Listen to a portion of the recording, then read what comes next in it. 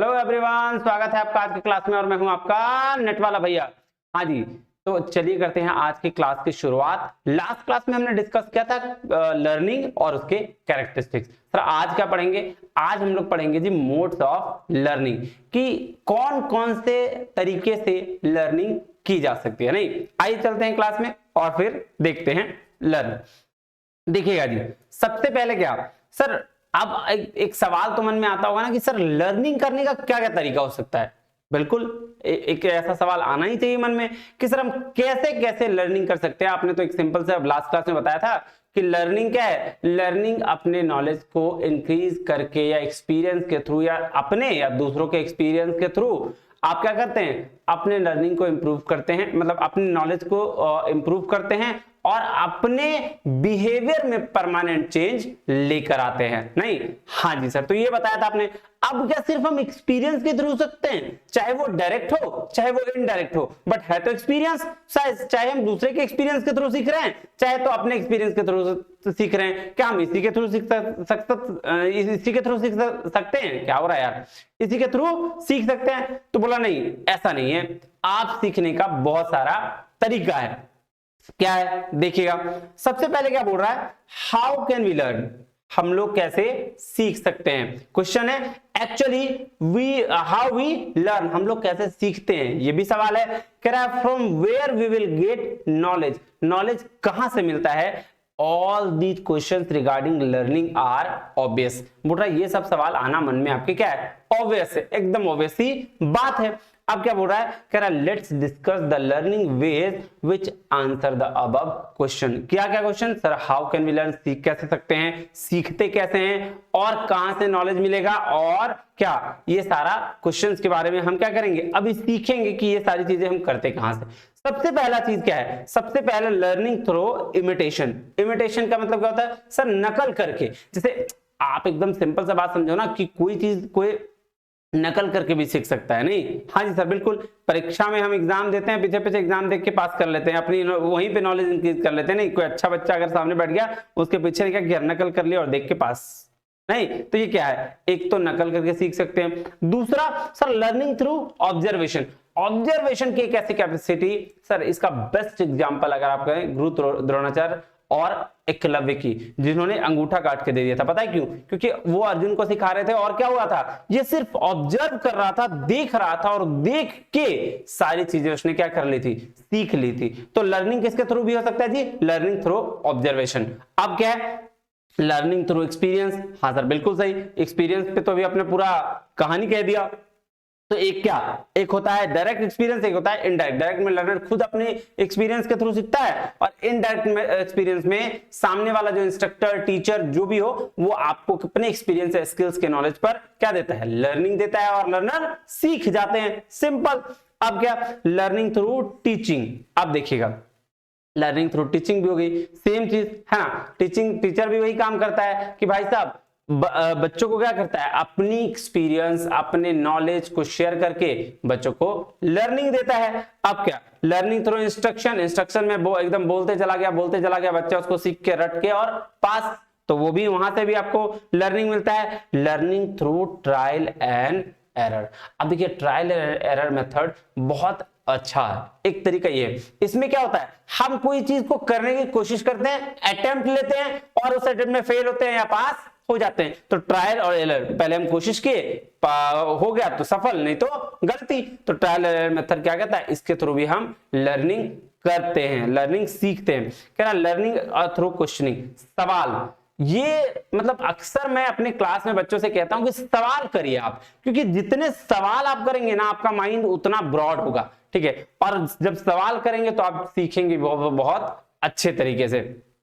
क्या क्या सवाल करें सर, आप अपने जो भी चीज आप पढ़ रहे हैं ना उसमें से क्वेश्चन ढूंढिए कि भाई साहब ये क्यों हुआ, कैसे हुआ, और सवाल टीचर से जरूर करिए। जो टीचर अच्छे तरीके से पढ़ा रहा होगा वो आपके हर सवाल को देने की कोशिश करेगा, क्योंकि टीचर भी सब कुछ, ऐसा पॉसिबल नहीं है कि एक टीचर को सारी चीजें ब्रह्म ज्ञान हो, है ऐसा नहीं है, बिल्कुल भी ऐसा नहीं है। एक टीचर हमेशा उसके पास लिमिटेड नॉलेज होती है, अगर उसको नहीं आ रहा होगा तो वो आपको बता के समझाएगा, बाद में पढ़ के समझाएगा, लेकिन समझाएगा जरूर। तो क्या है, लर्निंग थ्रू क्वेश्चनिंग भी होती है। अब आइए इसका थोड़ा डीप में आगे पढ़ते जाते हैं, क्या लिखा है बुक में देखते हैं। नहीं, हाँ जी सर, सबसे पहला बोल रहा है लर्निंग थ्रू इमिटेशन। इमिटेशन क्या होता है सर? नकल करना। कहता है imitation studies have shown that the children can be taught through imitate certain responses when the basic principles of learning and motivation are followed. क्या बोल रहा है कि इमिटेशन क्या स्टडी किया है कि भाई साहब चिल्ड्रन को हम सिखा सकते हैं नकल करने के थ्रू। ठीक है, जैसे स्लेट होता है ना, स्लेट उसमें लिख के बताते हैं, तो वो भी वैसे क्या करता है, उसकी नकल उतारता है बच्चा। नहीं, हाँ जी सर, कह रहा था factor of maturation also plays an part. A child who is not mature enough can not learn to walk, right, swim or to read just by observation. Similarly, just by observation a child cannot learn to repair a complex mechanism. ये बोल रहा है जिस तरह से एक बच्चा mature नहीं है और वो लिखना, दौड़ना, भागना ये सीख नहीं सकता, उसी तरीके से बाय ऑब्जर्वेशन, ठीक है, वो चीजों को सिर्फ ऐसे करके, मतलब ऐसे कॉम्प्लेक्स सिचुएशन को डील करना नहीं सीख सकता, तो उसको नकल कराना पड़ेगा, उसको बताना पड़ेगा कि देखो इसको ऐसे किया जाता है, इसको ऐसे किया जाता है, और फिर उस तरीके से बच्चे एडॉप्ट करते हैं। सर ये इमिटेशन वाला कौन लर्निंग होती है, मतलब कहाँ किस लेवल पे होती है? सर मेमोरी लेवल में होती है ना, एकदम बेसिक लेवल की है इमिटेशन करके सिखाना, जहाँ बच्चों को हम इमिटेट करके सिखाते हैं। सर और भी बहुत ही है, हाँ बड़े में भी है, अंडरस्टैंडिंग और रिफ्लेक्टिव पे भी है, बट ज्यादातर इमिटेशन में है, सॉरी ज्यादातर मेमोरी लेवल की चीजें। हाँ जी सर। अब learning through observation, learning through observation अभी बताया, गुरु द्रोणाचार्य और एकलव्य वाला कहानी। हाँ तो वही कह रहा था, behaviour of model is a witness bye an observer and the observers behaviour is subsequently Altered. क्या बोल रहा है? ऑब्जर्वर के बिहेवियर को सब्सिक्वेंटली अल्टर्ड किया जाता है। कहता है observational learning is often referred as a social learning. जो ऑब्जर्वेशनल लर्निंग है उसको हम लोग सोशल लर्निंग भी कहते हैं, कि आपने कुछ देखा, कुछ प्रॉब्लम देखा, उसको फाइंड आउट करके सॉल्यूशन दिया, that is also called learning. नहीं, हाँ जी सर, कह रहा है in this way we learn a behaviour of simply by watching others perform it. सामने वाले को परफॉर्म करते हुए, देखते हुए हम क्या करते हैं? सीखते हैं जी, लर्न करते हैं। कह रहा है this type of learning can occur without or even being aware that our behaviour has been influenced in this way. कह रहा है इस टाइप ऑफ लर्निंग कहां कर होते हैं? अवेयरनेस की वजह से होते हैं। नहीं, जहां हम जागरूक हो, जहां हम देखें चीजों को समझे, वहां से क्या होता है? वहां से मेरा लर्निंग होता है। अब चलें, कह रहा लर्निंग थ्रू एक्सपीरियंस, एक्सपीरियंस के थ्रू भी लर्निंग होती है। कैसे? कह रहा experiential learning promotes active and effective learning with in and beyond the classroom. Classroom के बाहर भी और क्लासरूम से पहले भी आप क्या करते हैं? एक्सपीरियंस के थ्रू लर्निंग लेते हैं। कह रहा experiential learning helps to develop better comprehension, यानी कि नॉलेज, कॉम्प्रिहेंशन मतलब नॉलेज। एक्सपीरियंशियल लर्निंग किसमें हेल्प करता है जी? आपका डेवलप, ज्यादा से ज्यादा नॉलेज डेवलप करने में। And equipped learner with our life skills, और लर्नर को किससे इक्विप करता है? लाइफ स्किल्स के, उनकी लाइफ स्किल्स कैसे लाइफ को चला जा सके। कहता है डिफरेंट एटीट्यूड, अलग अलग नजरिया बताता है। And values directly in real life learning place and space, और वैल्यू सिखाता है डायरेक्टली कि एक रियल लाइफ लर्निंग कैसी होनी चाहिए और किस प्लेस और कैसे स्पेस में होनी चाहिए। अब डेफिनेशन ऑफ एक्सपीरियंशियल लर्निंग देखिएगा, कोब ने एक्सपीरियंशियल लर्निंग की बात करी है और कार्ल रोगस ने, ये दोनों ने बात करी है। देखिए क्या बोल रहा है? कोब बोल रही है experiential learning is the process by which the learner develop meaning and insight from the engagement is the direct experience. Direct experience के थ्रू क्या करता है? लर्निंग करता है। ये किसने कहा है? कोब एक्सपीरियंशियल लर्निंग ने कहा। कार्ल रोगस ने क्या बोला? Experiential learning is equivalent to the personal change and growth. एक पर्सन की चेंज और ग्रोथ के इक्विवेलेंट क्या है? उसकी एक्सपीरियंशियल लर्निंग होती है। आप देखिए क्या बोल रहा है? बोला experiential learning can be defined as individual learning through exploring. अब देखिए, एक इंडिविजुअल किसी भी पर्टिकुलर चीज को जितना एक्सप्लोर करता है उसको हम लोग क्या बोलते हैं? उसको बोलते हैं एक्सपीरियंशियल लर्निंग। कह रहा है experiencing, creating, discovering, relating to and interacting with the world around them. ये सारा क्या है? ये सारा को हम लोग बोलते हैं जी क्या? Experiential learning. Learning through teaching, अब टीचिंग के थ्रू भी हम क्या कर सकते हैं? लर्निंग करते हैं। नहीं, हाँ जी सर, कह रहा लर्निंग थ्रू टीचिंग, कह रहा teaching is a process intended for learning by the including behaviour changes in taught. बोला जो पढ़ाया गया है उसके थ्रू आपके बिहेवियर में जो चेंजेस लाता है उसको क्या बोलते हैं, टीचिंग का लर्निंग कराना। कह रहा है it is an activity of facilitating learning. According to Smith, teaching is an organised system of specific activities aimed to help the learner to learn something. क्या बोल रहा है कि स्मिथ के अनुसार टीचिंग क्या है, सॉरी टीचिंग क्या है, एक ऑर्गेनाइज सिस्टम है स्पेसिफिक एक्टिविटीज का, जिसमें हम क्या करते हैं, लर्नर को हेल्प करते हैं कुछ नया सीखने में, अपने परमानेंट अपने बिहेवियर में चेंज लाने के लिए लर्नर की हेल्प करते हैं। हाँ जी सर, समझ में आ गया। अब क्या है, अब नेक्स्ट है, नेक्स्ट क्या बोला, लर्निंग थ्रू इंस्ट्रक्शन। इंस्ट्रक्शन के थ्रू क्या करना है, लर्निंग करनी है। कह रहा है learning from instruction requires learner to play an active role in order to acquire new knowledge successfully। देखिएगा जी, इंस्ट्रक्शन से अगर आपको लर्निंग लेनी है तो क्या बोल रहा है कि आपको एक्टिव रोल प्ले करना होगा नहीं नए नॉलेज को एक्वायर करने के लिए। वरना क्या होता है कि इंस्ट्रक्शन जब दे रहा होता है तो लेक्चरर इंस्ट्रक्टर दिए जा रहा है, बच्चे के इधर मंगा नहीं कभी उधर मंगा नहीं, क्योंकि इंटरैक्टिव वे नहीं होता है तो बच्चे सुनते भी नहीं है। तो इसीलिए जब आपको इंस्ट्रक्शन के थ्रू लर्निंग लेनी होगी तो आप लेक्चर वाला जो सेशन होता है उसको ध्यान से सुनोगे तभी चीजें समझ में आएगी, नहीं तो नहीं समझ में आएगी, बोरिंग चले जाएगा क्लास, है ना। हाँ जी सर, कह रहा the present discussion begins with an analysis of learning process that focus on the role of elaboration and students prior knowledge. Student की प्रायर नॉलेज पे भी ये डिपेंड करता है। आगे चलें, कहता learning through trial and error. अब देखिएगा क्या है, कह रहा a person learns by trial and error if he occasionally tries out new strategies. अगर वो नए नए स्ट्रेटजीज को ट्राई करता है। कह रहा है rejecting choices that are erroneous in the sense that they do not क्या lead to higher payoffs। बोल रहा है कि ये सारा चीज अगर आप ट्रायल और एरर मेथड्स को यूज करते हैं तो आप क्या अपने चॉइसेस को रिजेक्ट करते हैं, है ना, और जो हायर पे ऑफ नहीं देता है तो उस वजह से हम क्या करते रहते हैं, ट्रायल एरर पहले एक को एक्सेप्ट किए, फिर वो ठीक हुआ तो ठीक, नहीं तो फिर दूसरा, फिर तीसरा, फिर चौथा, ऐसा एक्सेप्ट करते हैं। ट्रायल और एरर मेथड में हम लोग करते रहते हैं। कह रहा है in a game however strategies can become the erroneous due to the change in the behaviour of by someone else. A learning rule in which behavior is conditional on whether a player experiences an error of the first and the second type is called interactive trial and error learning। इसको क्या बोलते हैं, इसको बोलते हैं जी interactive trial and error learning। चलें, हाँ जी सर। अब क्या, लर्निंग थ्रू क्वेश्चनिंग। अब ये बहुत बड़ा फैक्टर है सर, क्या फैक्टर है, आइए देखते हैं।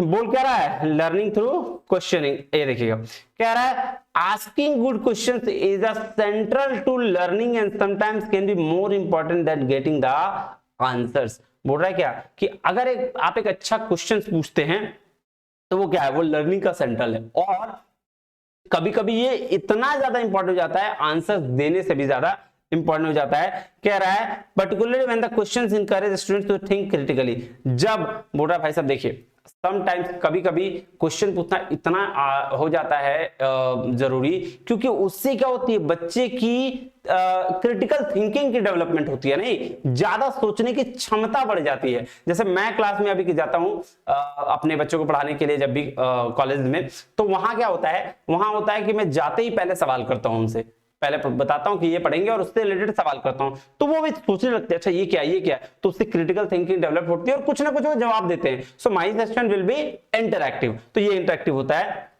अब क्या बोल रहा है, the skill in the art of question is lies at the basis of good teaching. बोल रहा है अब अगर आप ये क्वेश्चनिंग का आर्ट है आपके पास, तो वो लाई क्या करता है, basis of all good teaching. एक अच्छा टीचिंग पे से ही सवाल आते हैं, अदरवाइज टीचर बोलेगा, कोई टीचर को आप देखेंगे कि भाई साहब वो आते हैं क्लास में लेक्चर लेते हैं और चले जाते हैं, तो वहां पे सवाल का कम रहता है। लेकिन मेरे क्लास में ऐसा रहता है कि मैं बोलता हूं भाई साहब जितना सवाल पूछना है पूछो, मैं कल बताऊंगा, आज नहीं हुआ तो ठीक है। सो सवाल बहुत सारे एक्सपीरियंस लेके आता है। कह रहा है equally important is helping students use self questioning to the monitor their learning. अब देखिए ये तो हो गया कि भाई टीचर से आपने पूछा सवाल और टीचर आपको जवाब दे रहा है, लेकिन कभी कभी सेल्फ क्वेश्चनिंग भी करना चाहिए। सर सेल्फ क्वेश्चनिंग का बेनिफिट इतना बड़ा है ना भाई साहब, लाइफ में अगर आपने सेल्फ क्वेश्चनिंग करना सीख लिया तो आपकी जो लर्निंग होगी ना वो सबसे बेस्ट होगी। क्यों? क्योंकि आप सोचो, सेल्फ क्वेश्चनिंग एक ऐसा तरीका है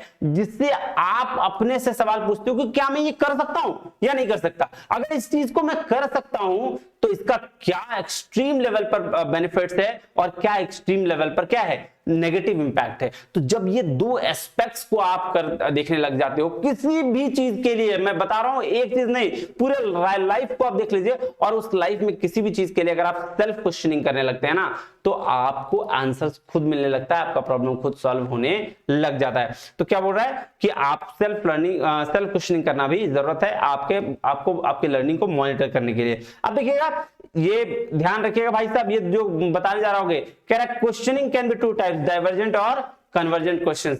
सर इतना क्वेश्चन पूछा गया है ना प्रीवियस ईयर्स में, इससे मतलब बता नहीं सकता, कम से कम 5 6 7 8 क्वेश्चन तो पूछा गया, 5 से 7 नहीं 7 से 8 क्वेश्चन पूछा गया होगा। तो इसको ध्यान में रखिएगा, और बस ये जो 4-8 लाइन का है ना इसी से के अंदर से था क्वेश्चनिंग, ध्यान दीजिएगा। कह रहा है convergent and divergent question were first proposed by JP Guilford in the 1950। किसके द्वारा दिया गया कन्वर्जेंट और डाइवर्जेंट क्वेश्चन? बोल रहा है सर जेपी गिलफोर्ड के द्वारा पहला बार 1950 में आया था। कन्वर्जेंट क्वेश्चन क्या कहता है? कह रहा है convergent question encourage student to bring together ideas and knowledge from 2 or more fields and synthesize them to generate common and logical conclusion। मतलब ये बात बोल रहा है भाई साहब कन्वर्जेंट क्वेश्चन फैक्ट की बात करने की बात आता है कि भाई साहब एक कंक्लूजन पे बोलो, फैक्ट हमको बताओ। और डाइवर्जेंट क्वेश्चन क्या है? बोल रहा है divergent question generate the divergent thinking, कि आप अलग अलग पर्सपेक्टिव को सोचो, कॉन्सेप्चुअल सोचो और अलग अलग तरीके से सोचकर हमको उसमें ये करो। कह रहा है thinking and encourage students to think more broadly about a specific topic and drawing on a different scenarios, disciplines and ideas। देख रहे हो, डाइवर्जेंट मतलब डाइवर्ट होना, अलग अलग जगह पे किसी एक पर्टिकुलर टॉपिक पे अलग अलग एस्पेक्ट्स पे सोचना, उसको हम लोग क्या बोलते हैं? Divert questioning. और उस बेसिस पर जो आपसे सवाल किया जाता है उसको हम लोग क्या बोलते हैं? डाइवर्ट क्वेश्चंस बोलते हैं। नेक्स्ट चलें। हाँ जी सर, क्या बोल रहा है? बोल रहा है डाइवर्ट क्वेश्चंस क्या होता है, एक मिनट ये देखिएगा। डाइवर्जेंट क्वेश्चंस में क्या क्या चीज आती है और कन्वर्जेंट में क्या? तो सर डाइवर्जेंट चूंकि फैक्ट की बात करता है इसलिए, सॉरी डाइवर्जेंट नहीं, कन्वर्जेंट फैक्ट की बात करता है, आई एम सॉरी। तो डाइवर्जेंट किसकी बात करता है? सर प्रोसेस की बात करता है। अभी हमने देखा ना ये specific topic drawing on different scenario था, तो ये डाइवर्जेंट किसकी बात करता है? क्वालिटेटिव क्वेश्चंस की बात करता है। और इनडायरेक्ट क्वालिटेटिव है तो इनडायरेक्ट क्वेश्चंस हो गया। अब इनडायरेक्ट क्वेश्चन है इसलिए कॉन्सेप्ट बेस्ड हो गया, क्योंकि कॉन्सेप्ट में ही तो, अगर हम कॉन्सेप्ट की बात करेंगे तभी तो अलग अलग एस्पेक्ट को समझ पाएंगे ना, तो वही तो क्या है? डाइवर्जेंट है। और प्रोसेस टाइप है ये क्या बोलते हैं इसको? फैक्ट बेस्ड नहीं है, प्रोसेस टाइप है कि टाइम लगता है समझने में एक एक चीजों का प्रोसेस को। उसके बाद है ओपन एंडेड है। ओपन एंडेड में आपके पास बहुत सारे ऑप्शंस होते हैं। हाँ, तो ओपन एंडेड है, ऑब्जर्वेशन या ब्रेनस्टॉर्मिंग सेशंस के थ्रू इसको किया जाता है। कन्वर्जेंट क्वेश्चन में क्या होगा? सर क्वांटिटेटिव होगा, एकदम फैक्ट्स पर। उसके बाद डायरेक्ट क्वेश्चन पूछा जाएगा, इनडायरेक्ट नहीं, बिल्कुल भी नहीं, जो उसके लिमिटेड सवाल लिख के लाए होंगे उसी सवाल से आपको आंसर देना है, उसको direct question. Content based question होगा, फैक्ट बेस्ड क्वेश्चन होगा, क्लोज एंडेड क्वेश्चन होगा, और इमिटेशन करेंगे, यहां नकल करते हैं, वहां से उठाया यहां पे दे दिया। लीजिए जी, तो ये VVI है, इसको देख लीजिएगा, एकदम बहुत बहुत बहुत ज्यादा इंपॉर्टेंट है, इसको आप कर लीजिएगा। लीजिए जी, आज आपका खत्म हो गया modes of learning second lecture में। अब आपको मिलते हैं हम थर्ड लेक्चर में, जिसमें हम पढ़ेंगे लर्नर और लर्नर के कैरेक्टरिस्टिक्स, है ना, और भी आगे की चर्चा करेंगे। मिलते हैं अगले वीडियो में, तब तक के लिए बहुत बहुत धन्यवाद, शुक्रिया, जय हिंद।